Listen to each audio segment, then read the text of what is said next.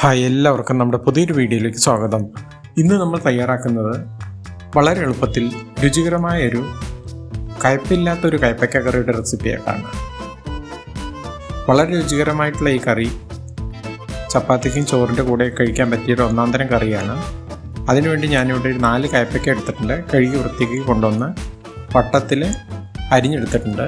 ഒരു പാത്രത്തിലേക്ക് ഇട്ട് കൊടുത്തിട്ടുണ്ട്. 1.5 ടീസ്പൂൺ ഉപ്പും കൂടി ചേർത്ത് കൈകൊണ്ട് നന്നായി മിക്സ് ചെയ്ത് ഇതിൻ്റെ വെള്ളം മാലാൻ വേണ്ടി നമുക്ക് ഒരു 10-15 മിനിറ്റ് നേരം അടച്ചു വെച്ച് വെയിറ്റ് ചെയ്യാം. 10-15 മിനിറ്റ് കഴിഞ്ഞിട്ടുണ്ട്. ഇനി ഇതിൻ്റെ കയ്പുകളിലെല്ലാം നമുക്ക് കൈകൊണ്ട് ഞെരടി പിഴിഞ്ഞ് ഇതിൻ്റെ വെള്ളം കളയാം. കയ്പ് പ്രശ്നമില്ലെങ്കിൽ ഈ പ്രോസസ്സ് സ്കിപ്പ് ചെയ്യാം. ഈ സമയത്ത് ഒരു കടായിലേക്ക് 3 ടേബിൾ സ്പൂൺ വെളിച്ചെണ്ണ ഒഴിച്ചു കൊടുത്തിട്ടുണ്ടായിരുന്നു. എണ്ണ നന്നായി ചൂടായിട്ടുണ്ട്. അരിഞ്ഞെടുത്ത കയ്പയ്ക്ക നമുക്കിതിലേക്ക് ഇട്ട് കൊടുക്കാം. ഇത് നമുക്ക് ആദ്യം ഫ്രൈ ചെയ്തെടുക്കാം. ഇനി ഇതിലേക്ക് 1/2 ടീസ്പൂൺ മഞ്ഞൾപ്പൊടിയും കൂടി ചേർത്ത് നന്നായി ഇളക്കി യോജിപ്പിക്കാം. ഇതിൽ നേരത്തെ നമ്മൾ ഉപ്പ് കൊടുത്തുകൊണ്ടാണ് നമ്മൾ ഇതിൽ അഡീഷണലായിട്ട് ഉപ്പ് ചേർക്കാത്തത്. ഒരു 1/4 ഭാഗം ഫ്രൈ ചെയ്തെടുത്താൽ മതി. ഇപ്പോൾ നന്നായി ഫ്രൈ ആയി വന്നിട്ടുണ്ട്. ഇതേ പാനിലേക്ക് ഒരു 1.5 ടേബിൾ സ്പൂൺ വെളിച്ചെണ്ണ കൂടി ചേർത്ത് കൊടുക്കാം. എണ്ണ നന്നായി ചൂടായി വന്നിട്ടുണ്ട്. 1/2 ടീസ്പൂൺ കടുക് ചേർക്കാം. കടുക് പൊട്ടി തുടങ്ങുമ്പോൾ ഒരു 1.5 ടീസ്പൂൺ വെളുത്തുള്ളി ചെറുതായി അരിഞ്ഞതും 2 പച്ചമുളക് ചെറുതായി അരിഞ്ഞതും ചേർക്കാം. ഇത് മൂത്ത് വരുമ്പോൾ ഒരു സവാള ചെറുതായി അരിഞ്ഞ് ചേർത്ത് കൊടുക്കാം. സവാള നന്നായി വഴണ്ടി വരുന്നവരെ നമുക്ക് ഇളക്കി കൊടുക്കാം. പെട്ടെന്ന് വഴണ്ടി കിട്ടാൻ വേണ്ടി ഒരു നുള്ളുപ്പും കൂടി ചേർക്കാം.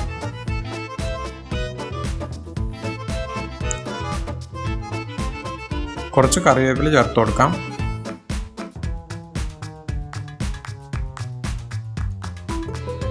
എല്ലാം കൂടെ ഒന്നുകൂടി മിക്സ് ചെയ്തെടുക്കാം. സവാള എല്ലാം നന്നായി വഴണ്ടി വന്നിട്ടുണ്ട്. ഇനി ഇതിലേക്ക് പൊടികൾ ചേർക്കാം. 1/2 ടീസ്പൂൺ മഞ്ഞൾപ്പൊടി, 1 ടീസ്പൂൺ മുളക് പൊടി, 1 ടീസ്പൂൺ മല്ലിപ്പൊടി, 1/2 ടീസ്പൂൺ ഗരം മസാല, 1/2 ടീസ്പൂൺ പെരിഞ്ജീരകം പൊടിച്ചത്. പച്ചമണം മാറുന്നവരെ നന്നായി ഇളക്കി കൊടുക്കാം. പൊടികൾ ചേർത്ത് കഴിഞ്ഞാൽ ഫ്ലെയിം ഒന്ന് ചെറുതായി വയ്ക്കണം. പച്ചമണം മാറിയിട്ടുണ്ട്. ഇനി ഇതിലേക്ക് ഒരു തക്കാളി ചെറുതായി അരിഞ്ഞ് ചേർക്കാം. 1 മിനിറ്റ് നേരം നന്നായി ഇളക്കി യോജിപ്പിച്ച് തക്കാളി വെന്ത് കിട്ടാൻ വേണ്ടി നമുക്ക് 2 മിനിറ്റ് നേരം അടച്ചു വെച്ച് വേവിച്ചെടുക്കാം. 2-3 മിനിറ്റ് കഴിഞ്ഞിട്ടുണ്ട്. തക്കാളിയെല്ലാം നന്നായി വെന്ത് വന്നിട്ടുണ്ട്.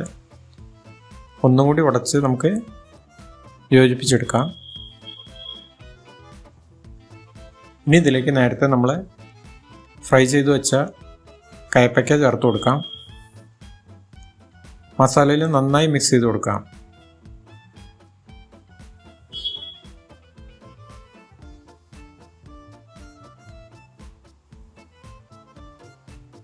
ഇനി ഇതിലേക്ക് നമുക്ക്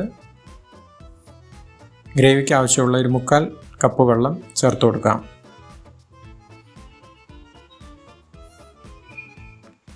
രണ്ട് മിനിറ്റ് നേരം നമുക്ക് നന്നായി ഇളക്കി യോജിപ്പിക്കാം.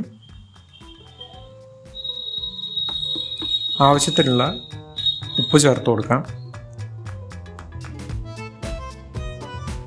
ഇനി അടച്ചു വെച്ച് നമുക്ക് 2 മിനിറ്റ് നേരം വേവിച്ചെടുക്കാം.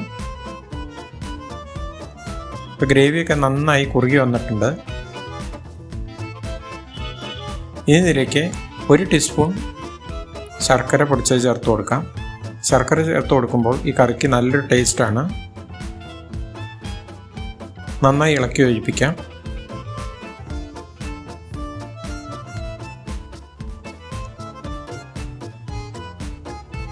ഇനി നമ്മുടെ കറിയിലേക്ക് ഒരു കുറച്ച് കസൂരി മേത്തി കൂടി ചേർത്ത് കൊടുക്കാം. ഇപ്പോൾ നമ്മുടെ കറി ഏറെക്കുറെ റെഡി ആയിട്ടുണ്ട്. അവസാനം ഇതിലേക്ക് നമുക്ക് കുറച്ച് ഫ്രഷ് ആയിട്ടുള്ള മല്ലിയില കൂടി ചെറുതായി അരിഞ്ഞത് ചേർത്ത് കൊടുക്കാം.